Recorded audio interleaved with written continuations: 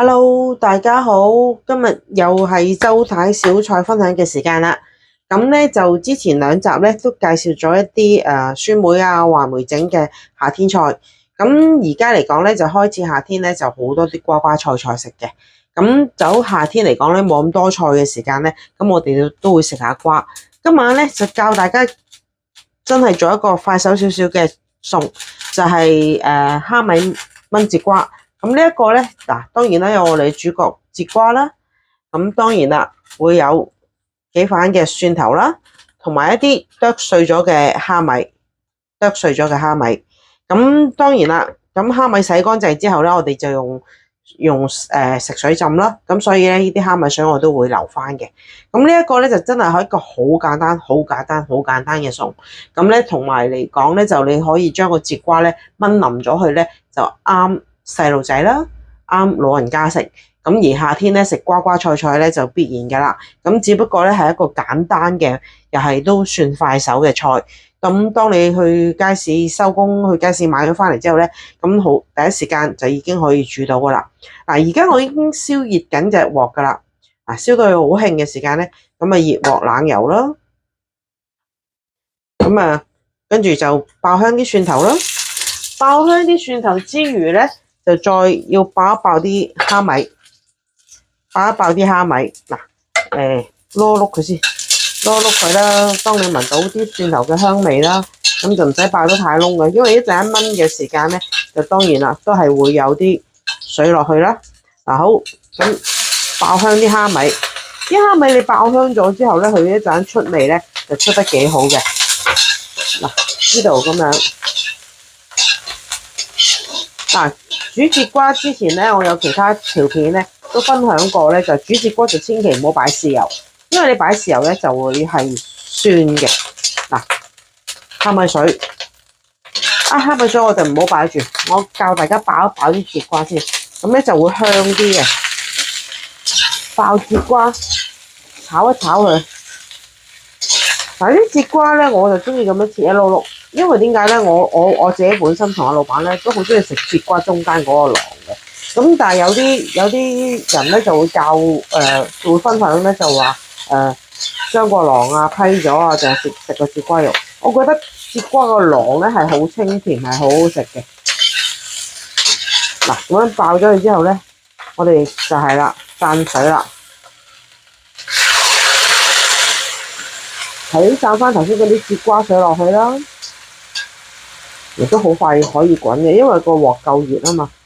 咁咧就可以炆一大碟。咁我呢度今日就多咗一個節瓜嘅，因為買咗3個，咁啊需要用3個。如果唔係你一般家庭，如果人太多嘅話咧，2個都夠噶啦。嗱，呢度咧就唔夠水嘅。嗱，你其實睇唔睇到啊？頭先我哋爆香咗嗰啲蝦米之後咧，你總之灒水落去嘅話咧，佢就會變一個湯色咁樣，有個湯色喺度。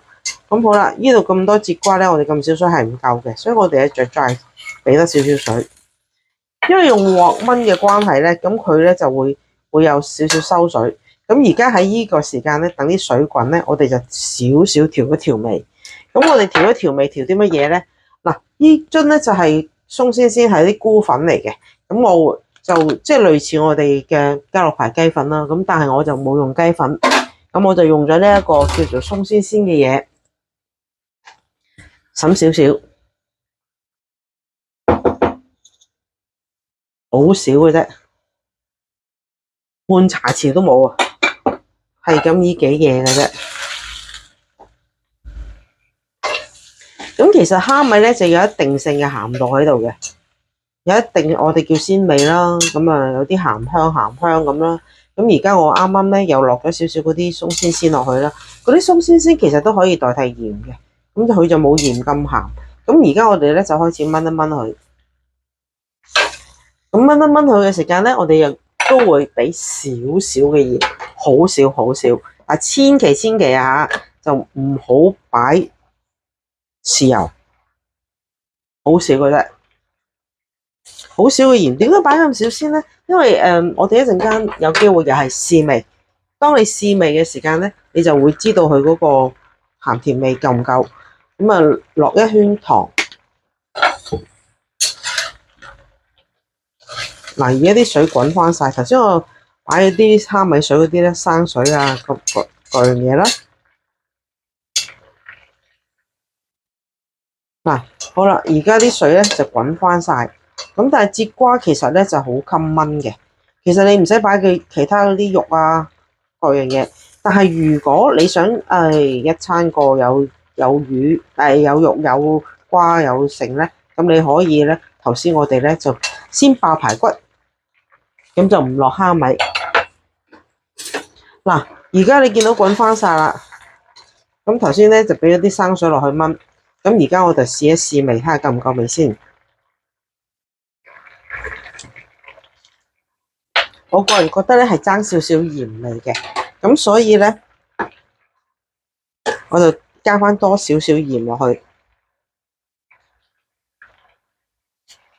嗱，呢個咧就憑你哋自己嘅屋企人嘅口味啊嚇，咁就冇特定嘅份量，因為瓜多瓜少就好影響嗰個調味，你要落幾多。嗱，其實咧個鮮味就夠噶啦，因為其實啲蝦米我買呢個蝦米其實都幾靚嘅，因為我有相熟嘅海味鋪，咁佢就同我揾啲好靚嘅蝦米啦。嗱，咁我哋將佢攤開佢啦，咁燜咧就燜得勻勻啲。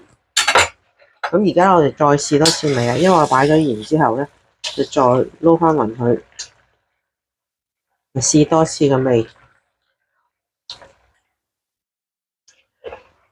今次嘅鹹味咧就好夠啦，就夠晒啦。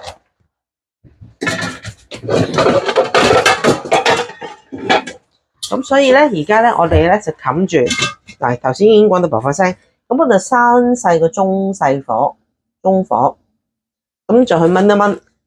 咁大概咧就燜多5至10分鐘到，其實就已經夠噶啦。咁所以如果你一個快手菜多中咧，佢呢個燜緊咧，你就可以用第二個爐去蒸魚啊、蒸排骨啦、煎蛋啊、炒蛋啊嗰啲做其他餸。咁所以咧，其實喺半個鐘頭之內咧，其實都可以開得快嘅啦。咁一陣再俾大家睇下嗰個節瓜燜嘅程度係去到邊度，因為其實好睇你自己食嗰個瓜，中意係爽啲嘅瓜，還是係腍啲嘅瓜。如果老人家同細路仔咧，當然係燜腍啲啦。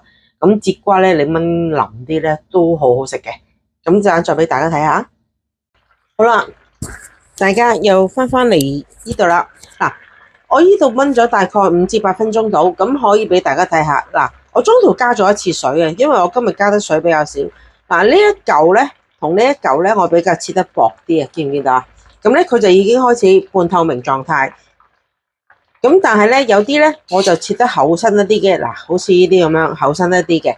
咁你見到咧中間都係白白地嘅。咁而家呢一個軟腍度咧，我哋係最中意嘅，因為周身就比較中意食腍，我就中意比較食爽。咁所以頭先咧有啲鋪喺底嗰啲咧，就會喺呢個半透明狀態，同埋切得薄啲啦。咁我自己係中意食啲咧爽身啲嘅，咁呢一啲就切得厚身啲。所以我咧通常咧我就會切一啲厚身，一啲薄身。薄身嗰啲咧就阿老闆食，咁我咧就中意食呢啲厚身嘅爽身啲。咁我最後再試多次味，啲味係全部夠嘅，因為啲蝦米咧全部都熬到出晒味啦。咁同埋我又剁碎咗。咁呢個餸咧就已經煮完，就係咁簡單嘅啫。大概8至10分鐘，頂晒籠15分鐘。你想食腍啲就15分鐘。咁呢個餸咧我就已經煮完㗎啦。咁所以咧我就要收火。咁咧呢個餸就煮好晒。咁等老闆翻嚟咧，我就再加熱翻去炒埋個蛋，咁就可以開得飯嘅啦。咁今日呢個蝦米燜節瓜既簡單又平又快煮。咁希望大家都中意啦。咁有時煮下好似琴日啲燜餸啊，話梅豬手咁樣，然後再加個呢啲咁嘅瓜咧，就清清地啱晒。如果有小朋友嘅，咁可以蒸個水蛋添，豆腐水蛋，咁就呢個營養就已經非常之充足噶啦。希望大家中意。如果大家中意嘅咧，就訂閱本頻道啦，俾個 like 呢條片啦，同埋可以 share 出去。咁如果大家訂閱咗嘅咧，撳埋個鐘仔，我有新片咧就會通知大家噶啦。希望大家中意，拜拜。